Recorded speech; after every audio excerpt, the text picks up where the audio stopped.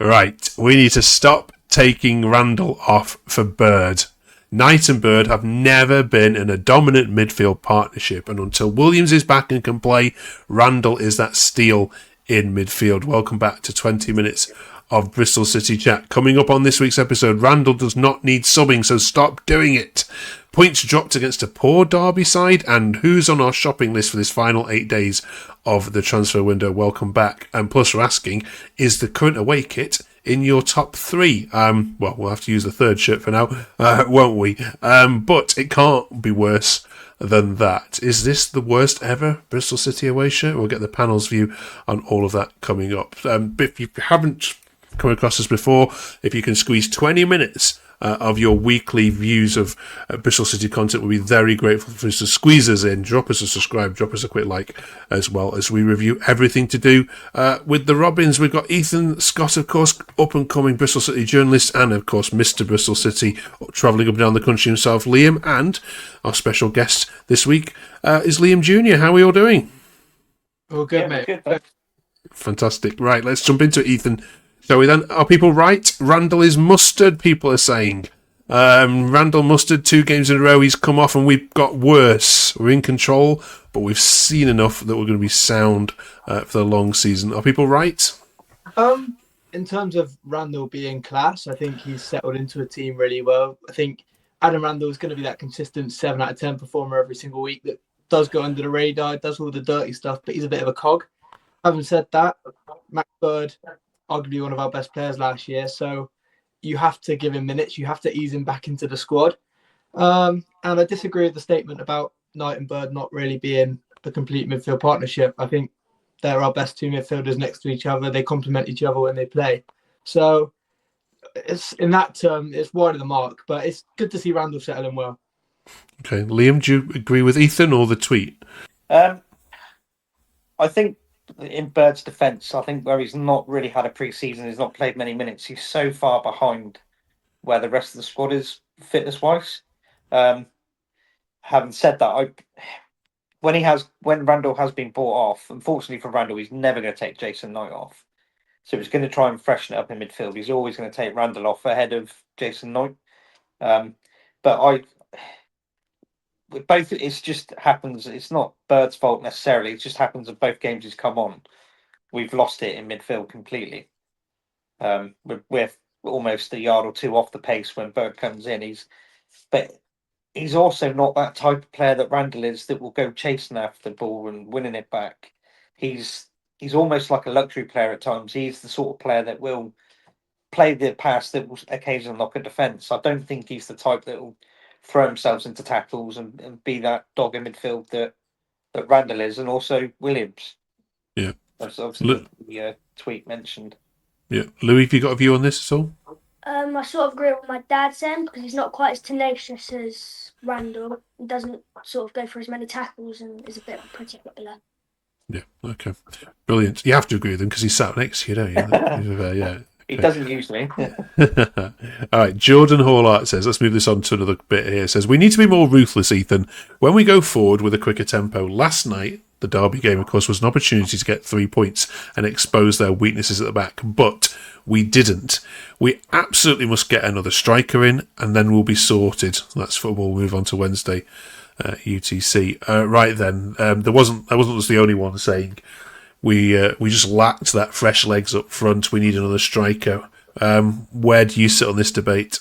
I'm all for it. I think you cannot rely on Emma Reese to play 90 every single week, and he bought Armstrong on Thursday. There were a few rumours about him potentially departing. So whether that was a message from Struber to sort of say he's here to stay, I'm not sure. But in my eyes, Armstrong is nothing like a striker. His best position is out wide. Decision making is not there. I don't think he's got that clinical instinct that a striker needs for me. So it definitely be my priority before the window shut to get one in, because, like it said about the tempo, as soon as Reece comes off, there's no one that can sort of match that and make the intelligent run and hold the ball up. There's nothing for me. Yeah. But Derby were poor, weren't they, Liam? I mean, I watched it on Friday night and I thought you were by far the better side. Is it like this point says? Is it 2 points dropped against a poor Derby side? I think until Twine scored, I thought they were the better team. I thought we were so far off of it. We haven't looked. I know it was 3 games in, but I think Sheffield United set such a benchmark for how we looked on that day. But then I'm watching the game back from Friday night. I'm thinking, was Sheffield United just that bad that made us look that good? I'm sort of edging more towards that now because I'm not. The problem, mate, we're talking about another centre forward. If Reece gets injured, yes, we've got Fally, we've got Sinks, we've got Cornick who can play up there. But I'm looking at Reece at the moment. He hasn't. The only shot he's had on goal or on target in 3 games is one that a chance he created for himself against Charlton. So I don't necessarily think the problem is getting someone to play up front if he gets injured. I think it's the creativity and the formation we're playing. Mehmeti was. I didn't even realise he was playing until he put a shot closer to the corner flag in the second half. It was another game where he just goes missing. He'll probably do that again against Hull next week, and then play well in the game the following week. So I don't think it's necessarily we need another striker because we have options that can play up there. But for me personally, I just don't see where we're playing the same sort of formations we were under Manning, but not getting the best out of the attacking threats we've got. You look at Hirakawa, he didn't play on. He came on like the 90th minute, but there's no use putting him at wing back down the left because he's not a wing back. Yeah. Okay, we might struggle playing. We played Roberts at left back. I've said before, Roberts' best position is the left of the 3. But we need to get. I think looking at the transfer window, I think more emphasis needs to be put on bringing someone a left-footed wing back if we're going to persist with this 3-5-2 or 3-4-3, however you want to look at it. We need the left back / wing back to play in that position. Someone who's left footed. That would be where my aim would be, rather than a striker personally. Cheers for that, Liam. Let's finish off the Derby game. Ethan, McCoy should not be getting beat like that at the back post for their goal. Yeah, and baffled how Mehmeti stays on the pitch for the whole game. We need to strengthen this week. Obviously just responding to those final points, and then for you, number 1 position this week's signing would be what? I think, like Liam said, the left-footed left wing back is possibly on par with the striker. I do think we need to have more money. In terms of the McCrory defending, it's one of them. I don't think you can put too much emphasis on it. I think it just happens sometimes. But in terms of closing the game out, I think that's the difference.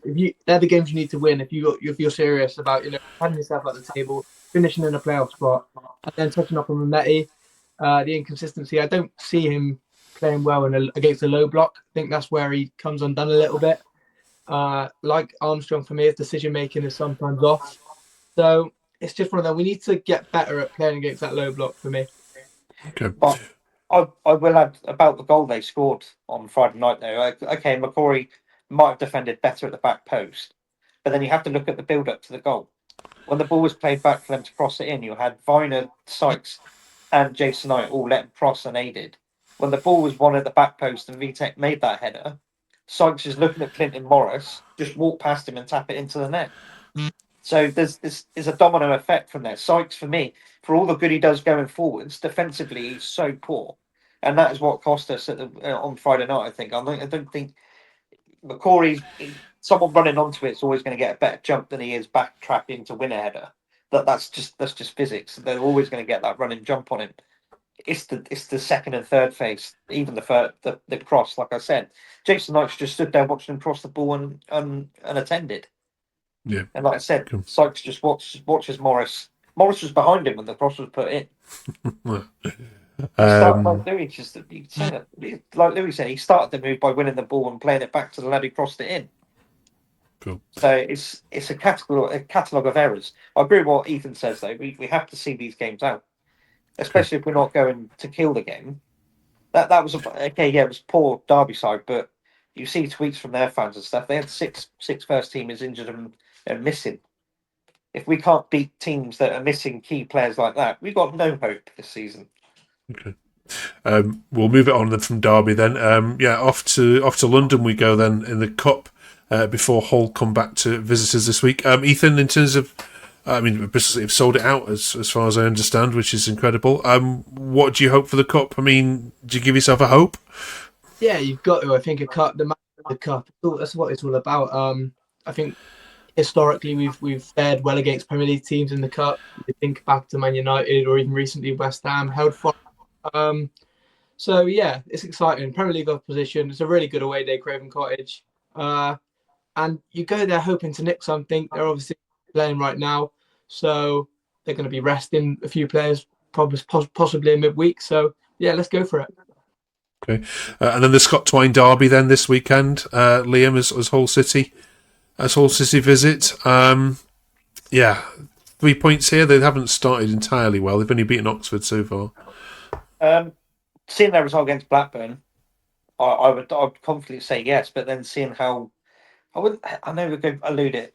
We haven't played badly. We're just not creating enough to win games.